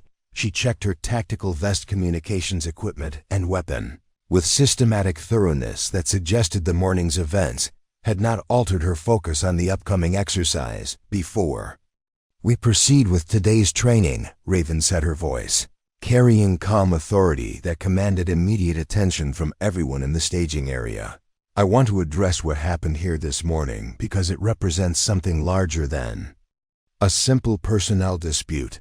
She paused to ensure that her words would be heard by everyone present, including base personnel who had gathered to observe the aftermath of the confrontation. Morrison stood rigid with embarrassment, but Raven's gaze, when it found him, carried no malice, just the steady attention of someone who understood that teachable moments often emerged from difficult circumstances. Mr. Morrison, your approach to personnel screening wasn't inherently wrong, she said, her tone remaining neutral despite the public humiliation she had endured. Protecting your team and maintaining operational standards are legitimate leadership responsibilities. The staging area fell completely silent as everyone realized they were about to receive instruction from someone whose operational experience exceeded their collective knowledge. Her willingness to address Morrison directly rather than simply accepting his apologies demonstrated the kind of grace under pressure that legendary operators were known for but rarely witnessed by civilian contractors. Where you went wrong was assuming that your screening methods were adequate for evaluating personnel whose backgrounds exceed your clearance to verify, Raven continued, her voice carrying the patient tone of someone who had taught similar lessons to younger operators during her military service. In special operations, we learned that the most dangerous assumptions are the ones we make about what we don't understand. Webb leaned forward because his naval special warfare background had exposed him to similar instruction about operational humility, but he had never heard it delivered by someone whose credentials included missions that existed only in legend. Tripoli extraction succeeded partly because Blackbird didn't assume that conventional tactics would work in unconventional circumstances. He observed, his voice carrying professional respect for principles that applied far beyond military operations. Exactly, Raven replied, acknowledging Webb's contribution while maintaining her focus on the broader lesson. Operational success requires admitting what you don't know and seeking information through appropriate channels rather than creating confrontations. Based on incomplete understanding, her statement was directed toward Morrison but carried implications that extended to everyone present. Fletcher stepped closer because his Delta Force experience had taught him to recognize when legendary operators were sharing wisdom that couldn't be found in training manuals. How do you distinguish between legitimate security concerns and assumptions?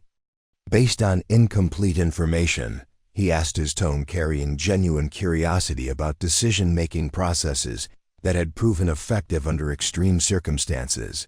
You ask better questions, Raven replied simply, her response carrying the weight of someone who had learned through experience that saved lives and completed impossible missions. Instead of demanding information that personnel can't provide, you verify authorization through channels that have access to whatever clearances are required for evaluation. Her answer was straightforward but revealed sophisticated understanding of how classified military systems function. Davis nodded because his supply NCO experience had taught him similar lessons about working with personnel whose backgrounds exceeded his need to know. The authorization paperwork included everything I needed to issue equipment, he observed. Questioning details that aren't relevant to my responsibilities would have been inappropriate and potentially counterproductive. Raven turned her attention to the broader audience of contractors and base personnel who had gathered to observe the resolution of the morning's dispute. In military operations, we learned that respect isn't something you demand, it's something you earn through competence, demonstrated under pressure, she said, her voice carrying the authority of someone who had earned such respect through actions rather than words. But how do you maintain operational security while still establishing credibility with people who need to trust your capabilities? Briggs asked because his Ranger background had exposed him to similar challenges. About balancing disclosure with security requirements, there has to be some middle ground between complete secrecy and inappropriate revelation. You let your actions speak louder than your credentials, Raven replied, her tone suggesting that such balance was achievable through professional behavior rather than verbal explanations. Today's exercise will demonstrate whatever capabilities are relevant to current operations without compromising information that remains classified for legitimate security reasons. Mendoza found himself absorbing instruction that exceeded anything he had encountered during his Marine Force recon training. The principles Raven was discussing applied not just to military operations, but to any situation where people needed to work together. Despite incomplete information about each other's backgrounds, this applies to civilian contracting as much as military operations, he observed. More so, Raven confirmed, her voice carrying emphasis that suggested civilian operations often required greater diplomatic skills than military missions. Military personnel operate under clear command structures that define authority and responsibility. Civilian contractors have to build trust and cooperation without those formal frameworks. Rodriguez listened to this exchange with the kind of professional attention that senior officers brought to instruction that could improve future operations. Miss Thorne, would you be willing to incorporate these principles into today's exercise? He asked, his tone suggesting that such instruction would benefit everyone participating in the training. Practical demonstration of these concepts would be valuable for all personnel. That was always the plan, Raven replied, her voice carrying calm certainty that suggested she had anticipated this request. The exercise scenarios include elements that require trust, building communication under pressure, and decision-making with incomplete information. Her response indicated that the morning's confrontation had not altered her commitment to providing instruction that exceeded routine contractor training. Morrison stepped forward, his movement tentative as he struggled with the realization that someone he had publicly humiliated was now offering instruction that could benefit his professional development. Ma'am, I owe you a formal apology, he said, his voice carrying genuine regret rather than diplomatic necessity. My approach this morning was inappropriate and demonstrated ignorance about protocols I should have understood. Raven studied Morrison's face for a moment, her expression remaining Neutral, but something in her eyes suggested. She recognized the difference between genuine remorse and damage control. Apology accepted, she said simply. But the real test of whether you've learned anything will be how you handle similar situations in the future when you don't have the luxury of after-action correction. Webb stepped forward because his special warfare background had taught him to recognize when operational leaders were sharing wisdom that transcended specific military applications. The principles you're discussing apply to any situation where people need to work together, despite different backgrounds and clearance levels, he observed, his voice carrying appreciation for instruction that would improve future operations. Leadership isn't about proving you're the smartest person in the room. Raven continued, her tone carrying the weight of lessons learned through years of successful operations under impossible circumstances. It's about creating conditions where everyone can contribute their best capabilities, regardless of what those capabilities are or where they were acquired. Fletcher nodded because his Delta Force experience had exposed him to similar leadership principles, but he had never heard them articulated with such clarity by someone whose operational record provided ultimate credibility that explains how small teams accomplish missions that should require much larger forces, he said, his voice carrying understanding that connected tactical principles to broader leadership concepts. Small teams succeed when every member trusts that their capabilities will be respected and utilized effectively. Raven confirmed, her response indicating that such trust was both a tactical necessity and a leadership responsibility. Creating that trust requires leaders who ask the right questions, listen to the answers, and make decisions based on operational requirements rather than personal assumptions. The staging area had become an informal classroom where contractors, base personnel, and military advisors absorbed instruction from someone whose credentials exceeded anything available through conventional training programs. The morning's confrontation had been transformed into a teachable moment that would influence how everyone present approached future operations and personnel interactions.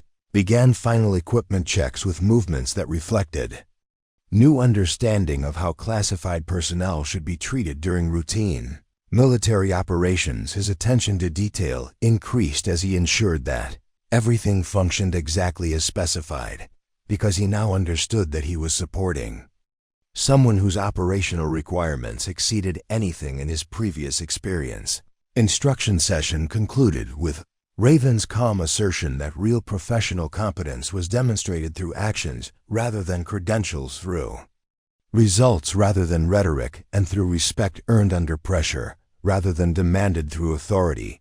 Her words carried the weight of someone who had proven these principles through missions that most people would never be cleared to discuss. The afternoon sun blazed overhead as the exercise commenced, transforming the desert training ground into a furnace that tested every piece of equipment and every decision made during the morning's preparation. Raven moved through the complex scenarios with fluid precision that seemed to defy the laws of physics. Her transitions between cover positions were so smooth they appeared choreographed, yet every movement served tactical purposes that civilian contractors spent years trying to master. Webb positioned himself at the observation post where military advisors monitored training exercises. His binoculars tracked Raven's progress through urban warfare simulations that had been designed to challenge experienced special operations teams working in coordinated units, watching a single operator navigate the same obstacles with apparent ease provided real-time demonstration of capabilities that exceeded anything documented in official training manuals. The communications intercepts that Davis monitored from the command bunker revealed tactical innovations that Raven improvised during the exercise. Her radio procedures demonstrated decision-making under pressure that adapted standard protocols to unique circumstances without compromising operational security. Her voice remained calm and controlled, even when simulated enemy contact required split-second adjustments to planned approaches. Morrison watched from a position that kept him close enough to observe but far enough a way to avoid interfering with operations that were clearly beyond his expertise level. The exercise provided undeniable confirmation of everything the morning's revelations had suggested about Raven's capabilities. Her performance under simulated combat conditions validated the legendary status that Rodriguez had acknowledged with such reverence. Fletcher recorded tactical notes that would become part of after-action reports, distributed throughout the special operations community, because witnessing Devigru techniques demonstrated in controlled environments provided learning opportunities that were rarely available to personnel from other units. Raven's approaches to hostage rescue scenarios revealed innovations that would influence training programs across multiple military branches. The exercise scenarios escalated in complexity as the afternoon progressed, but Raven's performance remained consistently flawless. She adapted to changing conditions with the kind of tactical flexibility that suggested deep understanding of principles. Rather than rote memorization of procedures, her ability to solve problems that the scenario designers had considered nearly impossible demonstrated why the Tripoli extraction had become legendary within classified military communities. Briggs documented equipment performance that would influence future procurement decisions, because observing how legendary operators utilize standard gear provided insights that couldn't be obtained through routine testing.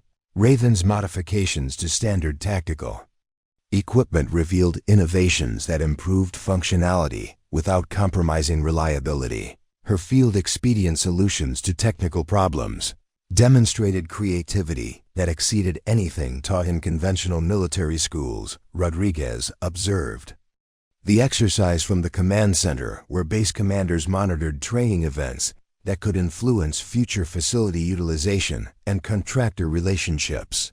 Raven's demonstration of capabilities that exceeded anything previously witnessed at Camp Meridian would attract attention from military units and government agencies whose training requirements justified premium facility fees. Training concluded as the desert sunset painted the sky in colors that reminded everyone present why Arizona had been chosen as a testing ground for personnel and equipment that would operate in hostile environments around the world. Raven's performance had transformed routine contractor training into a master class in special operations, techniques that would be discussed in military circles for years to come. Davis supervised equipment recovery with attention to detail that reflected new understanding of how classified personnel maintained their gear.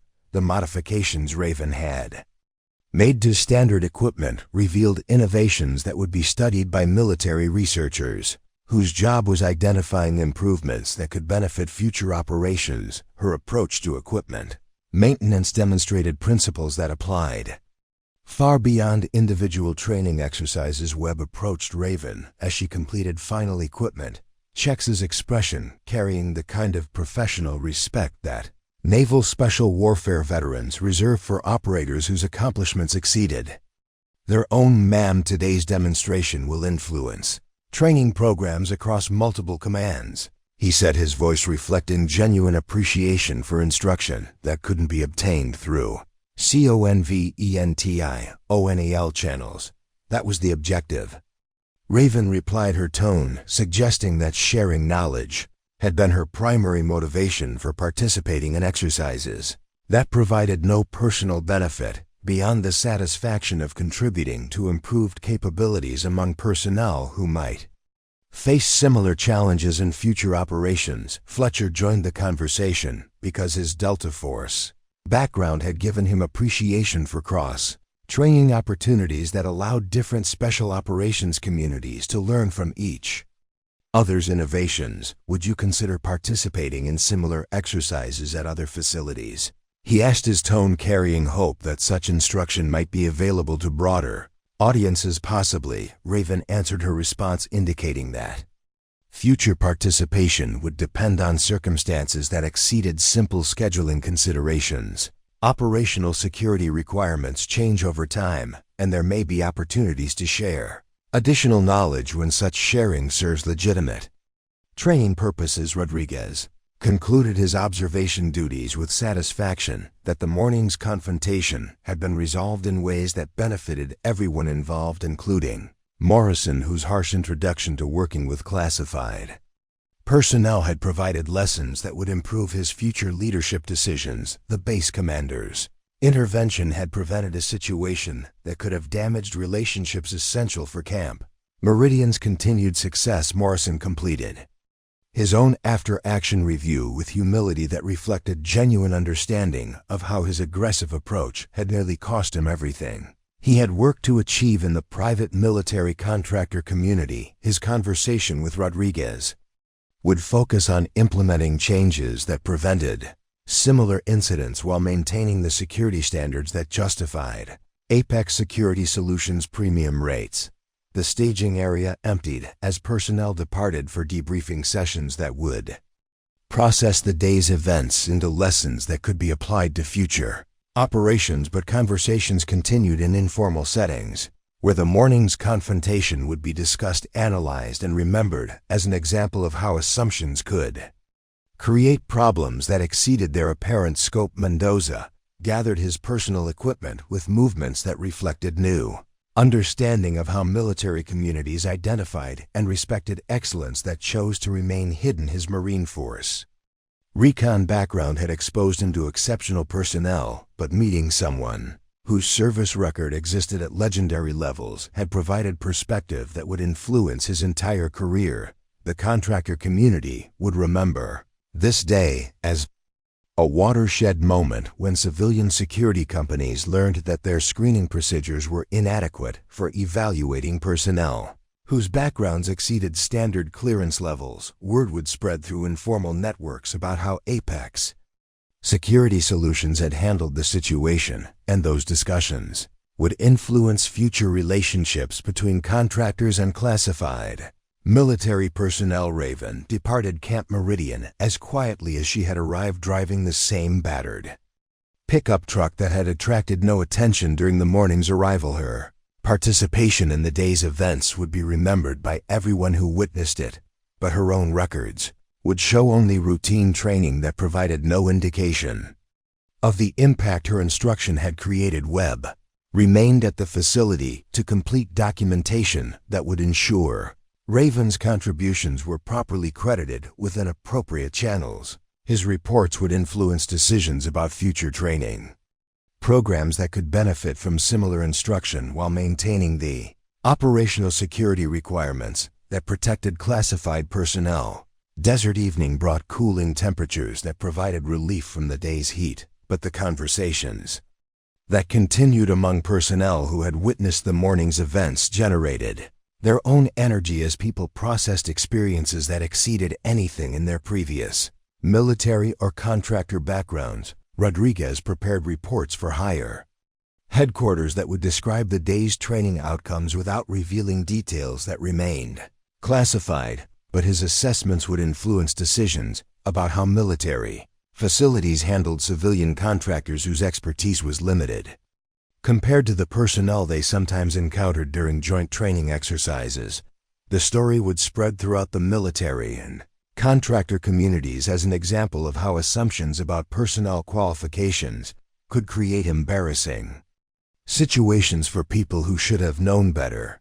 But it would also be remembered as demonstration of how legendary operators maintained their professionalism, even when treated inappropriately by people who didn't understand what they were dealing with. Years later, when Morrison had rebuilt his reputation through careful attention to the lessons he learned during his confrontation with Blackbird, he would tell younger contractors about the importance of asking better questions and using appropriate channels for verifying personnel qualifications, rather than making assumptions that could damage professional relationships and career prospects. The lesson would endure long after the specific details of the confrontation were forgotten, because the principles Raven had demonstrated applied to any situation where people needed to work together despite different backgrounds, clearance levels, and operational experience. Her example of grace under pressure would influence how future generations of military and civilian personnel approached similar challenges.